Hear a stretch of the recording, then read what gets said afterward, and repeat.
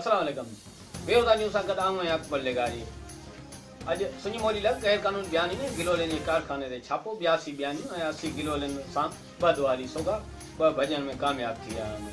हुकूमत जो ऐलान आहे त पैन सां उगतानी में अगट विझण ते 144 कलम लागू। हुकूमत चयो त पैन लिखण लाइ न कि अगट विझण लाइ।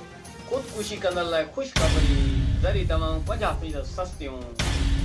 अॼु ॻोठ ढव जे पार जो मशहूरु शाइर ढापिल डूंड जे किताब ढव नौथ जो मुहूर्त काल शाम सुभाणे अलाए कॾहिं थींदो। अॼु मुल्क जे धनारन बकिरान जो हाल बि कीअं मल्हायो वियो।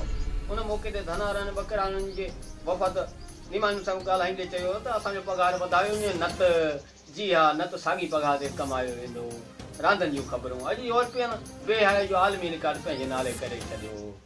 इटली जे गेच उत्तर ॿीहर पंहिंजा 80 सेंटीमीटर बगल रखी बेशर्मी जो मुज़ाहिरो कयो।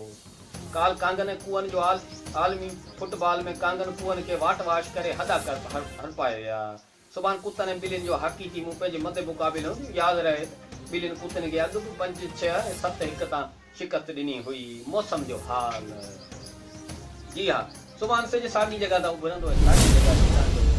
हवा लॻंदी अलाए न बाक़ी सीउ जी मौसम आहे। सीउ त हूंदो। मींहं जी बेली ख़ुदा जी ख़बर आहे। बुढ बाहि वेलीअ जी मगरमच्छ।